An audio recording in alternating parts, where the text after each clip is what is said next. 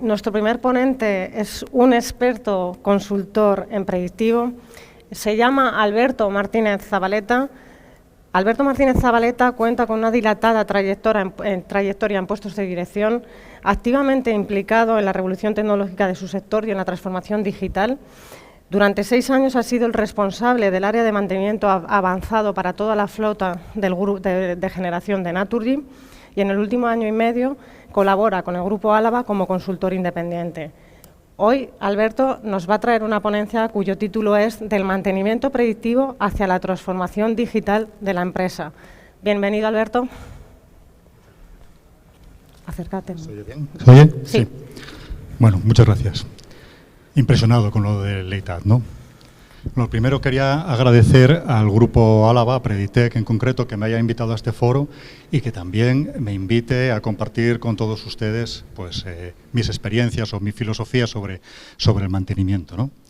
Y quería empezar con algo bonito, ¿no? Porque cuando hablamos de ingeniería siempre pensamos en sitios así como muy cuadriculados, incluso oscuros y puede que hasta con polvo, ¿no? Y bueno, pues me pareció muy bonito este cuadro, es el primer cuadro del impresionismo. Se ven allí algunas chimeneas, se ven grúas y tal, se ve algo de ingeniería, pero estos colores tan bonitos, ¿por qué? ¿Por qué no los hubo en España, que teníamos grandes pintores como Velázquez, como Murillo, como Zurbarán? ¿Por qué no teníamos estos paisajes tan preciosos, estos colores tan vivos, ¿no?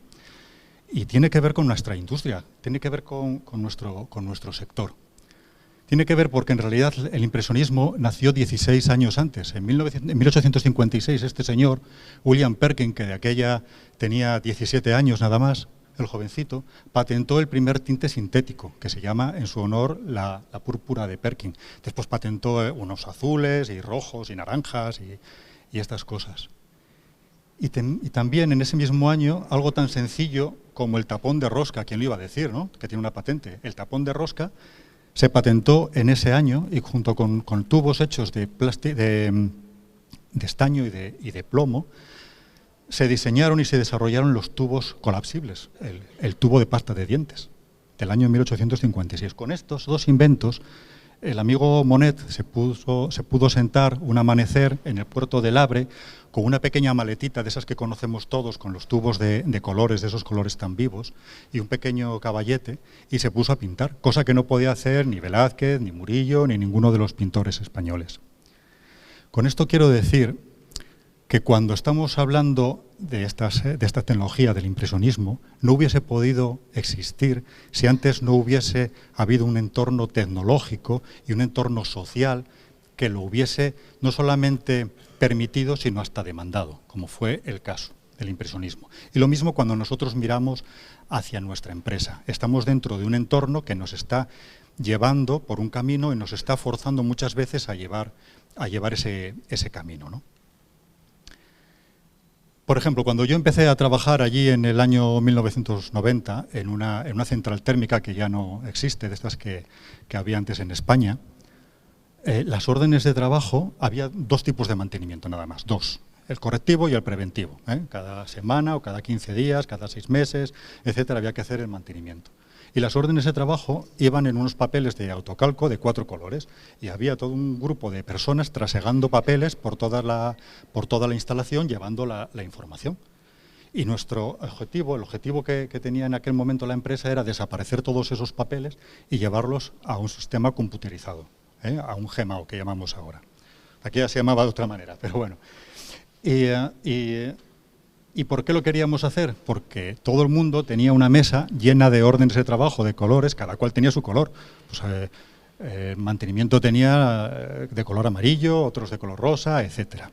Y lo que queríamos era tenerla limpia.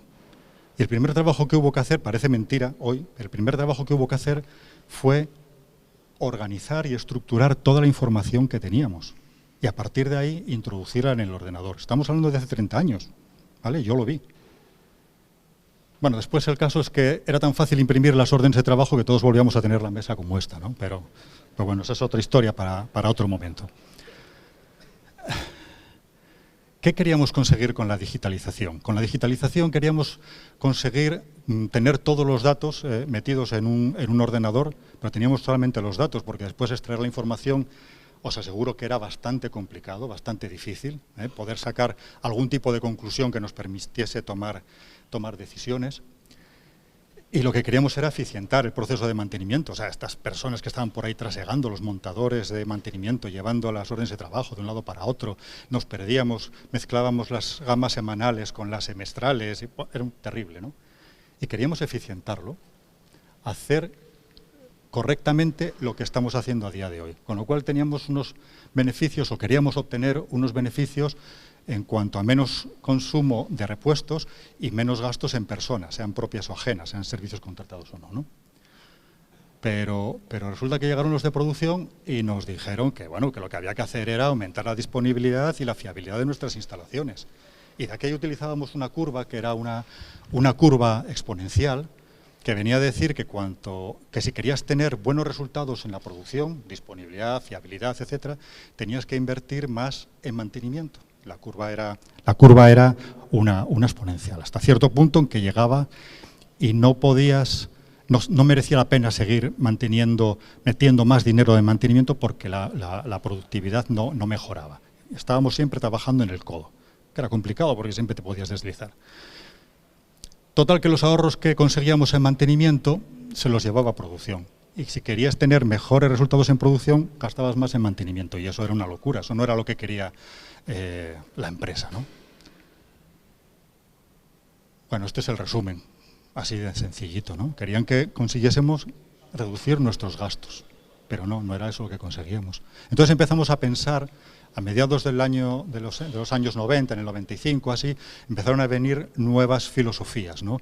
Que si vamos a hacer un mantenimiento basado en la fiabilidad, Preditec nos había vendido unos cacharritos y teníamos un loco que cada 15 días iba mirando las vibraciones y tal, pero no era un CBM, o sea, no era un mantenimiento basado en la condición, era un añadido. O sea, era para ver simplemente si estábamos haciendo bien las gamas de mantenimiento, para ver si la máquina se nos adelantaba y se rompía antes de que llegásemos a hacer el mantenimiento. Y no era eso tampoco lo que buscábamos. Con la transformación digital, con todos estos procesos, lo que llegamos es a la conclusión de que buscábamos eficacia, solamente hacer lo correcto. O sea, no merecía la pena que hiciésemos el mismo mantenimiento para la puerta de entrada que para la turbina de vapor, por ejemplo. O para la máquina, para el horno de nuestro proceso, que es la máquina crítica. Entonces empezamos a desviar todos los recursos hacia solamente donde merecía la pena, el diagrama de Pareto, ese 20% de recursos que nos da el 80% de los resultados. Y de eso se trata la transformación digital. Si ya sabemos hacer las cosas eficientes y además solamente hacemos lo correcto, llegamos a la efectividad. Solamente hacemos lo correcto y lo hacemos bien, ¿vale? Y llegamos, todos los sistemas que empezaron a aparecer a partir del año 1990, había un sistema de aprovisionamiento, había un sistema de compras, había un sistema de recursos humanos, empezaron a comunicarse entre sí y a intercambiar información hasta, bueno, aquí pongo 2020, hasta el año 2010 o así, que ya teníamos los grandes ERPs, ¿no? Con sistemas de producción, de compras. El mantenimiento ya empezó a llamarse el asset management, la gestión de nuestros activos, ya empezamos a ver otra serie de cosas que antes las veíamos, pero no lo teníamos estructurado en nuestra mente, ¿no? Y nuestros ERPs resulta que nuestro asset management no puede funcionar si no tenemos datos. En el año 2000 empezaron los ciclos combinados, aquello era una gozada, venían 20.000, 30.000 señales. Y empezábamos algunos a mirar, a hacer nuestras hojas Excel y a ver qué conclusiones podíamos sacar con aquellas 20.000 señales, ¿no?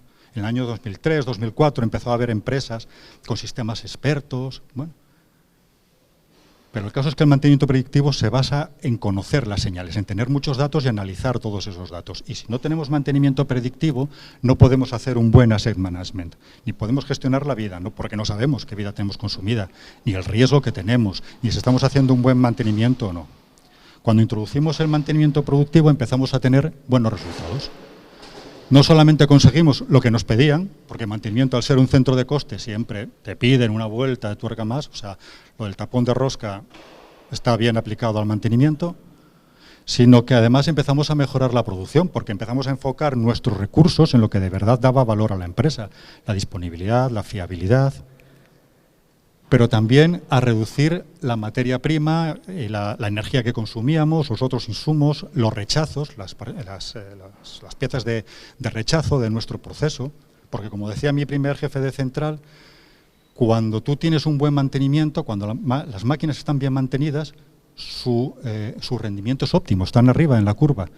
Empiezas a tener indicaciones de que no estás haciendo el mantenimiento adecuado cuando empieza a caer el mantenimiento. Con lo cual el rendimiento, que antes era una cuestión de economía, tanto carbón me entra, tanta energía me sale, empezó a ser también un indicador del mantenimiento, de la calidad del mantenimiento. Y por supuesto, si hacemos un buen mantenimiento, que es lo que siempre pretendemos, vamos a tener ahorros en materia prima, energía y otros insumos. Si además conseguimos estar más tiempo funcionando porque nuestra disponibilidad es mayor, vamos a poder vender más, vamos a poder hacer productos más baratos y vamos a poder incluso hacer otros productos que no habíamos contemplado en el principio. Luego, el mantenimiento predictivo va a impactar en las ventas. Y además va a impactar en la vida, el Life Asset Management que hablábamos antes, ¿no? Yo puedo, y esto va muy directo a los resultados, si yo consigo controlar la vida de mis máquinas y si tengo previsto amortizarlas a 20 años y paso a 30 años de amortización, y esto lo han hecho muchas empresas grandes, lo que tengo es un impacto directo a mis beneficios, a la línea de beneficios. Pero no solamente eso, sino además, si decido que dentro de 3 años voy a desprenderme de una instalación, lo que hago es enfocar mi mantenimiento solamente a esas máquinas críticas y dejo de meter recursos ahí. O como están haciendo ahora mismo muchos parques eólicos, están pensando en alargar la vida reduciendo la producción, simplemente hibridando. Le meto una nueva renovable que es la fotovoltaica y con eso en determinadas horas del día no genero con la eólica, total, ya está amortizada, no genero con la eólica y la consumo menos. O sea, es un ganar-ganar. Ahí. De tal manera que el mantenimiento predictivo, que era algo necesario, se convierte en tractor de nuestro ecosistema de digitalización, no, de transformación digital, porque está transformando todos los procesos de la empresa. Como vemos, desde el Asset Management vamos a afectar a nuestro sistema productivo. Podemos producir otras cosas, podemos producir más barato, tiene que ser más ágil la producción. Vamos a afectar a nuestro sistema de procurement.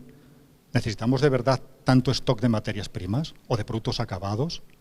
Vamos a reducir nuestras piezas de rechazo, por ejemplo. Las ventas, podemos vender más cosas. El fabricante de los bombones de las embajadas, que dice que por el verano no produce porque el calor y no sé qué, no sé cuánto.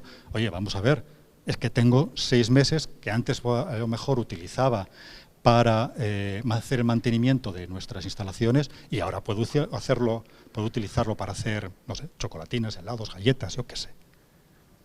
Y por supuesto puedo recurrir a un just-in-time, que es casi el e-commerce. Puedo tener otras relaciones con los clientes, les voy a vender más, les voy a vender otro tipo de artículos, otro tipo de servicios. ¿Qué decir de la responsabilidad social y corporativa? Si es que voy a reducir el riesgo de accidentes ambientales, de accidentes personales, de grandes averías, voy a reducir el consumo de recursos naturales, voy a reducir los desechos, los residuos de mi fabricación. Es un buen impacto, ¿no? Y tengo que transformar mi sistema de responsabilidad social y corporativa atendiendo también esas nuevas exigencias. El sistema de distribución, voy a poder conseguir una distribución más lineal de mis productos. Ya no tengo que estar preparándome para un pico de demandas y lo puedo hacer durante el resto del año.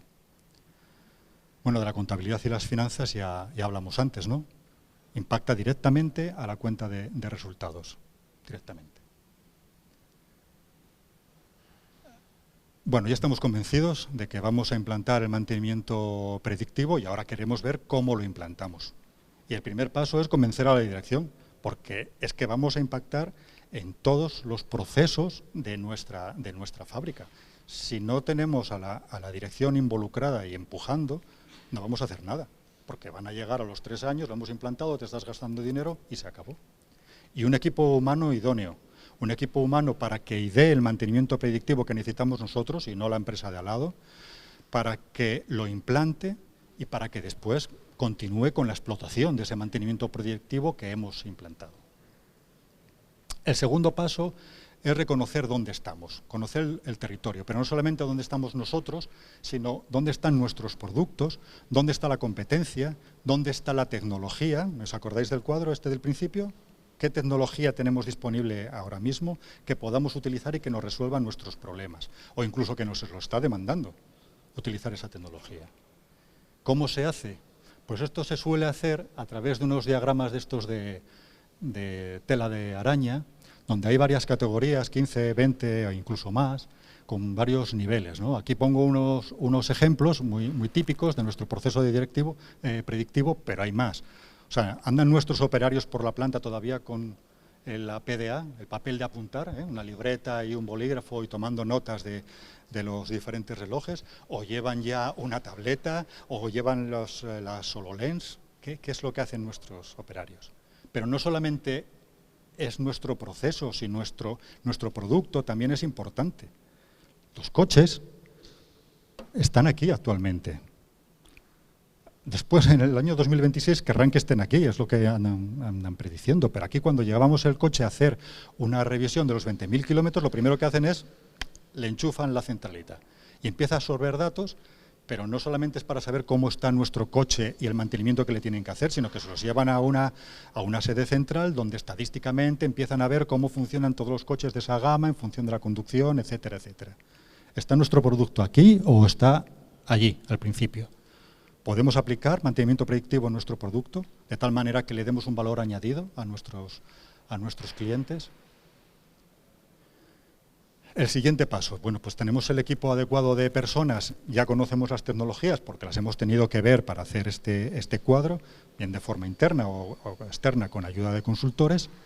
Vamos a empezar a darle a la cabeza, vamos a empezar a idear qué soluciones necesitamos, porque lo que tenemos es una serie de problemas en nuestra planta y hay que casar los problemas con las soluciones que podemos pensar, ¿no?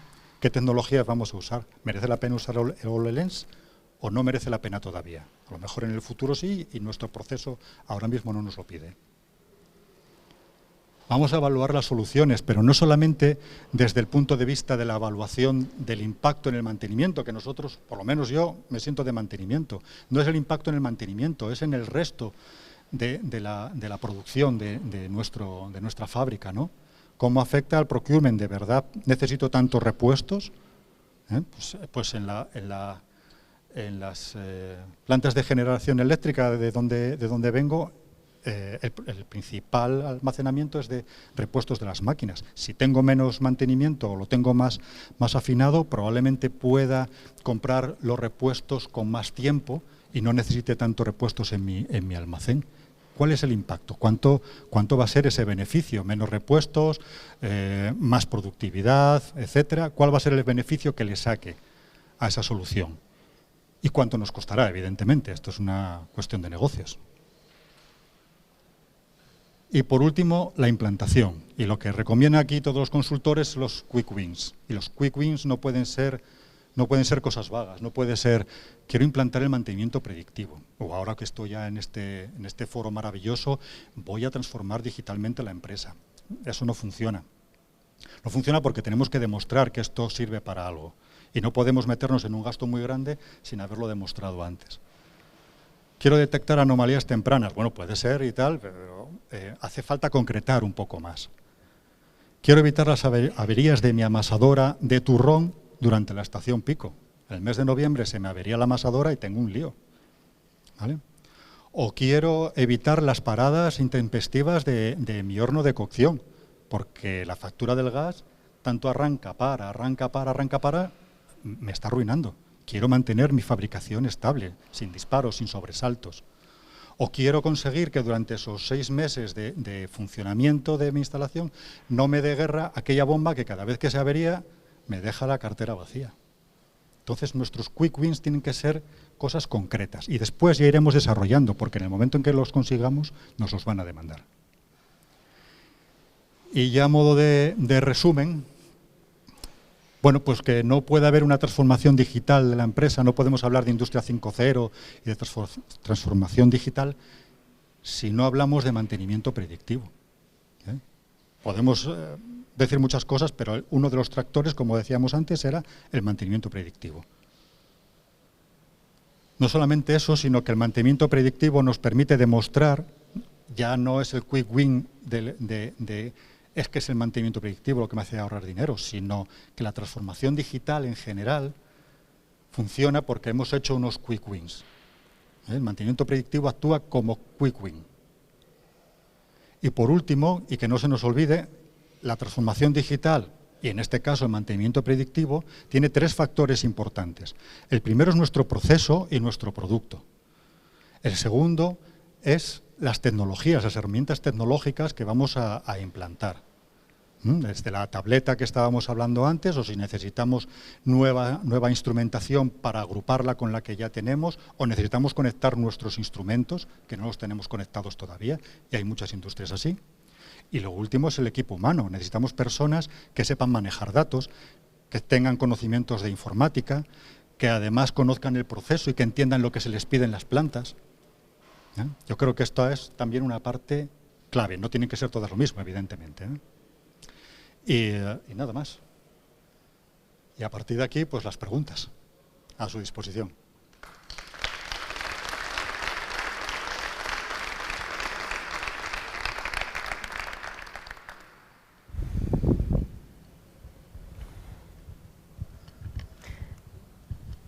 Muchas gracias, Alberto.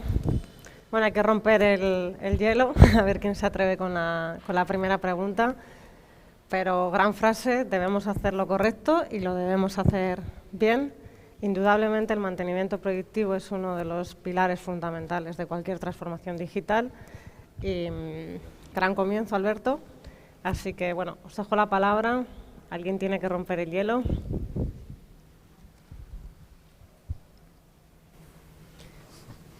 Para más adelante. Yo tengo una pregunta, Alberto. Basado en tu experiencia y siendo que el factor humano es una de las cosas que más cuesta cambiar, ¿no? Porque al final los humanos tendemos a mantenernos en nuestra zona de confort. ¿Cuáles crees que deben ser los principales pasos que debe acometer una empresa para impulsar que sus empleados adquieran los conocimientos, las habilidades y quieran llevar a cabo, digamos, esas mejoras en la fiabilidad industrial? Bueno, vamos a ver, yo creo que las personas cuando trabajan en un proceso productivo, la mayoría de las personas queremos hacer las cosas bien, nos gusta hacer nuestro trabajo bien, nos gusta ver un buen resultado, ¿no? Si entendemos que el proceso que vamos a acometer da mejores resultados, yo creo que todo el mundo se va a apuntar. Otra cosa es que tengamos los conocimientos adecuados y probablemente esa es una parte importante, explicarles lo que se va a hacer, cuáles son los pasos, involucrarlos desde el principio y darles la formación. Por ponerte un ejemplo, me recuerdo la visita de una empresa que tenía un montón, varios gigavatios de aerogeneradores y de plantas fotovoltaicas, ¿no? Y nos venían a preguntar qué les pasaba, que ellos tenían 6 data scientists y que no conseguían ponerse de acuerdo con la gente de la planta. La gente de la planta decía, oye, ¿qué me envías? ¿Qué es todos estos datos que a mí no me sirven para nada? Y los otros decían, bueno, es que estamos haciendo unas cosas maravillosas y no nos hacen ni caso. Y nos preguntaban a nosotros, y bueno, es que nosotros no tenemos data scientists, tenemos las mismas personas que tú, pero son todas que vienen de las plantas. Es decir, son técnicos, normalmente ingenieros técnicos, ingenieros superiores, químicos, lo que sea, que conocen el proceso y que conocen a la gente de las plantas, con lo cual tienen una relación de autoridad, si quieres, de autoridad en cuanto a conocimiento, que se relacionan, que se entienden, que sabe, cuando el otro le está preguntando algo, entiende perfectamente de lo que está hablando, de lo que le está preguntando, y que recibieron una formación para manejo de datos o manejo determinadas herramientas. No estoy hablando de grandes cosas. Empieza con un Excel y cuando te das cuenta estás haciendo pequeños programitas de Machine Learning, ¿no? Pero hay que enseñarles, hay que decirles que con eso vas a conseguir mejores resultados y yo creo que la gente se involucrará. Desde luego, yo creo que al final muchas veces el conocer el proceso, el conocer el sector, las problemáticas, te ayuda pues a poder, ¿no?, entender y poder coger esas nuevas tecnologías, introducirlas, ¿no?, en tu conocimiento y en tu día a día y explotar, ¿no?, hacia pues bueno, a poder pues tener más datos, más información y tener pues el poder de poder tener decisiones más acertadas y más enfocadas a trabajar hacia la fiabilidad, ¿no?, hacia el mantenimiento predictivo y hacia la mejora continua, ¿no?, en la compañía. Recordar, tenemos el QR en pantalla, por favor escanearlo, participar con nosotros en la votación. Y bueno, no sé si tenéis alguna otra cuestión. Miguel Ángel. Sí. Muchas gracias por la ponencia. Yo tenía una pregunta así un poco... que me des un número, ¿vale? Te voy a pedir. En base a tu experiencia, de todas las, digamos, acciones que se llaman una empresa relativas al mantenimiento, ¿qué porcentaje de estas acciones dirías que representan el mantenimiento correctivo? Reparaciones, cuando ya se ha producido el fallo. Porque tengo la sensación de que es bastante alto este número con respecto a lo que podríamos llegar a desear. Depende. Todo depende. El asunto es que depende de lo que necesites hacer. Quiero decir, hay veces que tienes 3 bombas en línea, imagínate, ¿vale? 3 bombas en línea, cada una del 50%. ¿Necesitas hacerle un mantenimiento predictivo? Necesitas, como mucho, puedes decir, bueno, pues yo tengo unas vibraciones y que cada 15 días, como decía antes, iba mi paisano y cogía las vibraciones y con eso ya, si se rompía entre medias, entre esos 15 días, no me afectaba el proceso productivo. Entonces depende cómo sea tu proceso productivo. Si el problema no es que hagas mucho correctivo, el problema es dónde haces el correctivo, ¿vale? Si tú tienes una instalación eléctrica, pues tiene 2 corazones, digamos. Uno es la turbina y otro es el transformador. Si tú tienes muchas averías, mucho correctivo en la turbina y en el transformador, estás perdido. Pero si lo tienes, como decía antes, en la puerta de entrada, pues ya está. Ojalá. Entonces, depende de dónde lo quieres tener. O sea, la cuestión es hacer lo que debes de hacer para cada máquina. Hay que ir detalle por detalle. Siento no poder darte un número.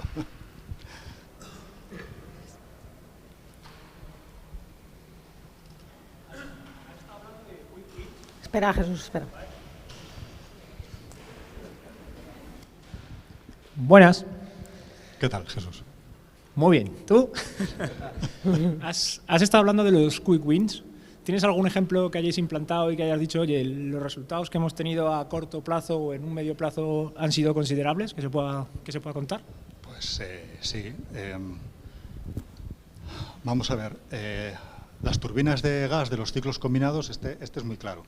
Las turbinas de gas de los ciclos combinados, cuando se empezaron a implantar allí en la década de los 2000, eran el último berrido de la tecnología. O sea, vamos a ver, el iPhone no tenía nada que ver con aquello y tenían frecuentes averías, ¿no?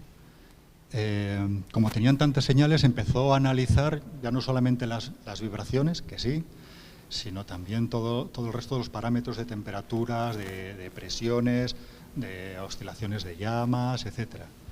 Y con ese trabajo se consiguieron disponibilidades cercanas al 100%. En algunos casos, alguna planta estuvo 3 años funcionando de campaña a campaña. Cada 3 años hay que parar sí o sí porque las piezas se desgastan. Bueno, ahora durarán un poco más, pero de aquella eran 3 años y conseguimos que en 3 años, que estuviese 3 años funcionando sin parar, sin ningún tipo de indisponibilidad. Y, por supuesto, sin ningún tipo de averías, que las averías de las turbinas de gas estamos hablando de decenas de millones de euros, ¿no? Con impactos en los seguros, en la disponibilidad. Entonces, sí, hay quick wins, claro que sí. Un impacto en un transformador de potencia, no sé, de 200 megavatios, puedes estar 6 meses tranquilamente si se te avería, 6 meses parado y costarte bastantes millones, no solamente ya en la producción, sino en la propia reparación. ¿Merece la pena tener bien mantenido el transformador principal? ¿Tener un predictivo adecuado?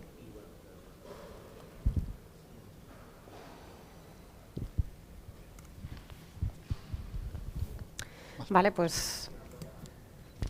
Perdón. Gracias.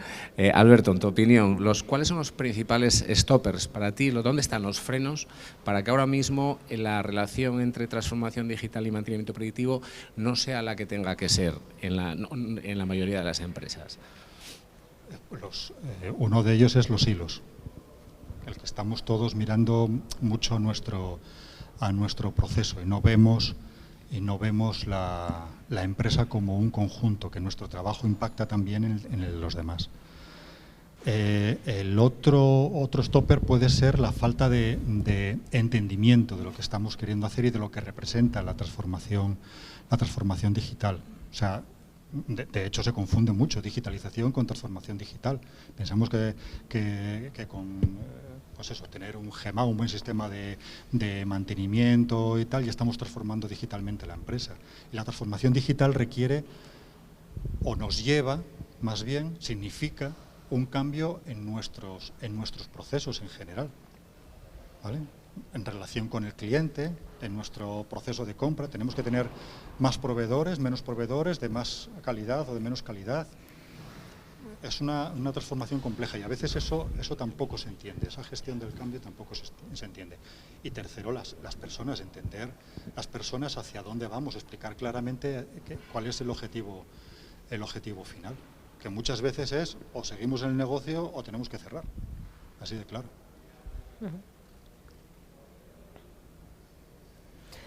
Vale, pues muchas gracias, Alberto. A vosotros, muchas gracias.